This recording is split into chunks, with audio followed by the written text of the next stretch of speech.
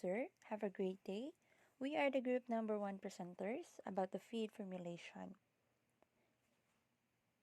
So, these are the factors to consider in feed formulation. Number one, composition and quality.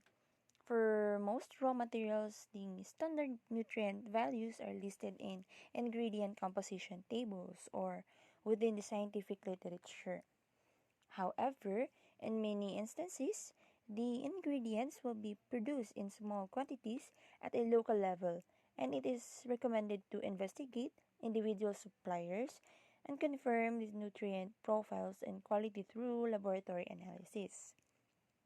Feedstuff vary in composition because it is impractical to analyze each batch of feedstuff for its nutrient content. Reliance must be placed on feedstuff composition data that have been compiled on the basis of many laboratory analysis.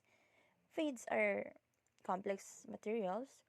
Different feedstuff have a quite specific physical and chemical characteristics that affect the result of the animal nutrition process. Knowledge of the type of feed eaten by the animal is very important when calculating their rations and in determining how to best meet the amount of nutrients required for animal maintenance and production. Okay, number two, variability. Considerable barrier to utilizing more alternative ingredients within feed formulations can be nutrient variability. It is important to know the source and supplier in this instance, along with having accurate nutrient profiles collected over a substantial period of time. With higher variability, lower inclusion levels should be considered as a safety measure. Okay, number three, nutrient digestibility and availability. Nutrient digestibility and availability refer to the extent to which the animal can digest and absorb the nutrients within the feedstuff. Number four, relative value. The relative value of a feed ingredient may be used to compare the nutrient value of a feedstuff in comparison to the standard energy, protein, lysine, or phosphorus value in a market. And number five, suitability or form of material. In some cases, ingredients or feedstuffs may be available in the market, but the form of the material may limit the ability to transport, store, or process the material.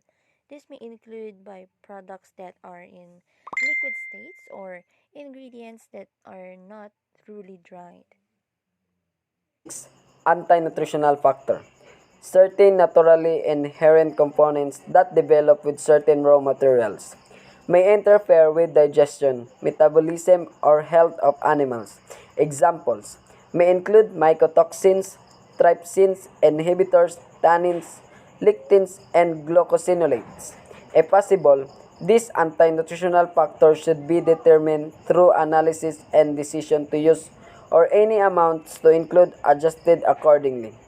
In some instances, certain feed additives such mycotoxin deactivators can be considered for use to protect animals against the deleterious effect of such component. 7. Palatability. This relates to the ability of the animals to readily consume the materials of consideration. Certain ingredients may have better components, for example, rapeseed meal, or have off flavors or aromas, thereby limiting the intake when included in diets. Phytogenic feed additives, PFAS, improve the palatability of feed and may mask unappetizing aroma. 8. Free of hazard. Depending upon the source of the feedstuff or type of processing, some alternative ingredients can contain foreign materials that may be considered dangerous to animal consumption. For example, in some cases, bakery waste may contain plastic or other packaging material that can be present in the product. Other hazards to consider may be heavy materials or chemical contamination that may occur in ingredients such as minerals. 9. Handling and storage. The raw materials of consideration needs to flow or move within the feed milling process to be a cost-effective and practical ingredient for utilization.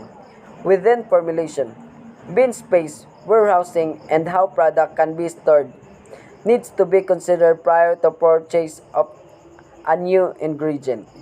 Number 10. Availability and consistency of supply. An adequate supply of the material under consideration must exist prior to evaluating the cost and nutritional value. It should be determined as the type of animals to feed, diets, inclusion levels, and feed tonnage produced in order to calculate the potential volume required or the period of time. For continuation, number 11, the stability. Stability is the ability of ingredients to be stored and maintain their quality is of considerable importance. For example, the products that are high in moisture are prone to spoilage, fermentation, mold development, and reduced nutrient quality over time. The number 12 is inclusion rates. Inclusion rates is the amount of ingredient to include within a feed formula is highly open to interpretation and the conditions involved. Experience is the greatest asset in setting limits of alternative ingredients, and every nutritionist or the company may have a unique set of methods or philosophies in how to incorporate unusual raw materials. The number 13 is the impact on pellet quality and final feed. These factors such as the moisture level and particle size of various ingredients can affect the feed manufacturing process. The feedstuffs under consideration should have limited impact on pellet quality and not affect the overall performance of the feed to be an effective alternative ingredient. And the next one is the effect on meat, egg, or milk quality. As in above scenario, the feedstuff should not impart any negative effect to the final food products being produced. For example, high amount of fish meal are known to cause off flavors to milk, egg, and meat products and thereby need to be limited in feed formulas. Then the last one is the cost. The amount of potential feed cost 7 tends to be the biggest factor in determining use of mga alternative based ingredients through a proper attention to the above details. Accurate nutrient characterization and use of feed formulation software is the most cost efficient feed price and formulation can be developed. Activity 2, Prison Square. CP 22%, soybean meal 25, copra meal 19, copra meal minus 22 equals 3, soybean meal 22 minus 25 equals 3. Dapat minusan nato ang 25 kay mas dako man siya sa 22. Maong gi 22 minus 25. Then the total of soybean meal and copra meal equals 6. Then for copra meal, the total of copra meal 3 divided by the total of soybean meal and copra meal 6 times 100 equals 50. Same ra sa soybean meal, 3 divided by 6 times 100 equals 50. Then 100 minus 50 equals 50. Kay para pod makuha nato ang soybean meal nga total kung i-minus nato na siya sa total of copra meal nga gi kuan og minus og sa gatos. mong 100 minus 50 equals 50. So check na siya. Di na punta sa checking 50 times 19 of copra meal equals 950. Then 50 times 25 of soybean meal equals 1,250. I-total na sila. I-total na ng 950 and 1,250 equals 2,200 or 22. So, ang animal nga among gipili is ang chicken, and then yung feeding standard is 0 to 10 days. Ang yung manual competition din is trial and error, and then ang nutrient requirements is sa CP kay 22%, and then sa IMI is 3,000. So, diri sa solving. Para makuha na mo ang calculated cost, gitimes ra na mo siya ang amount ug ang price. So, nagtotal siya tanan og 2,211.35. And then, sa pagkuha din sa calculated CP, i-times na mo ang amount ug ang CP. So, nagtotal siya og 16.48%. And then, sa calculated ME, i-times po na mo ang amount ug ang ME. So, nagtotal siya tanan og 2,847.13. And then, ang among nutrients requirement man ay kay sa CP is 22%, and then sa ME is 3,000. So, pagtanaw sa total is wala siya na abotanan. So, ang among gibuhat is gi-minus na mo sila. Ang 22 CP percent is mo na siya among CP nga requirement. And then, gi-minus na mo siya sa 16.48% nga nakuha sa among solving nga na total. And then, equals 22% minus 16.48% is equals to 5.52%. Muna siya ang CP deficient. And then, replace corn with soybean meal. Dire, sa solving, ang soybean meal, dako man kay og CP ang soybean meal. So, muna siya ang amount niya is 20 man. So, muna siya ang gidungag. And then, sa amount sa corn is mo man siya ang dako. Niya mo pod siya ang gamay og CP, mo din na siya mong gi-minusan.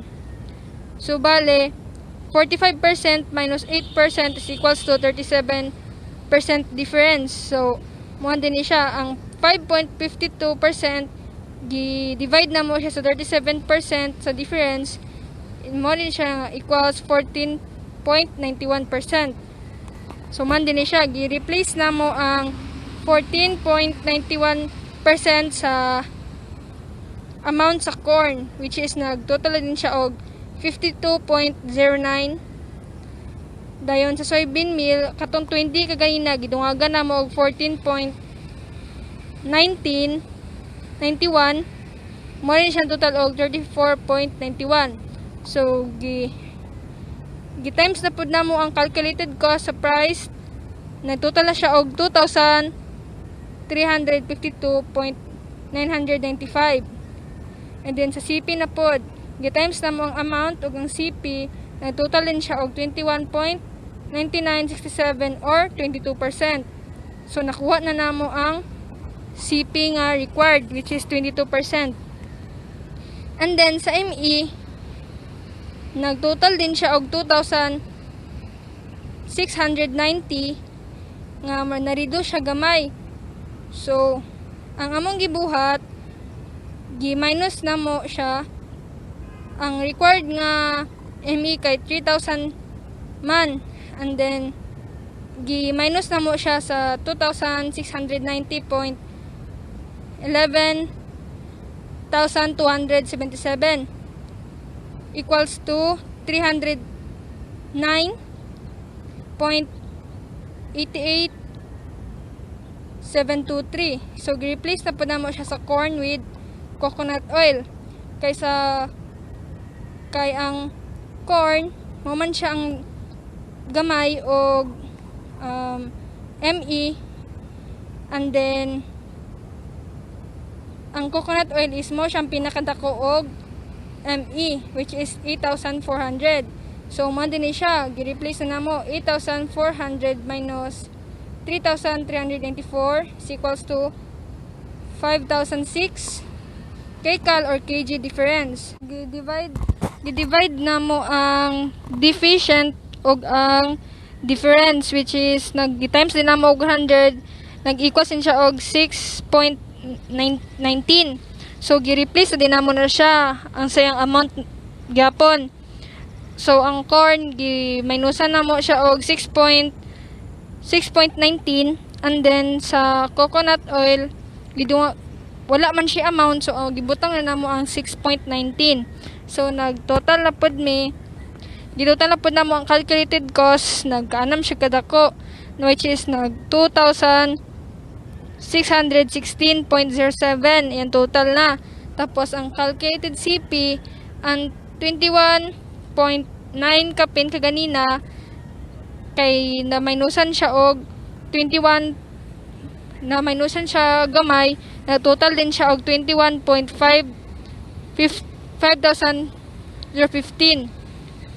Pero pwede paghapon siya ma-round up to 22%. Ano, nakuha na namo ang calculated ME nga 3,000, kay nagtotal man siya og 2,999.9991 or 3,000. And then sa nutrient requirements, nakuha na namo ang CP, which is 22%, ug ang ME nga 3,000.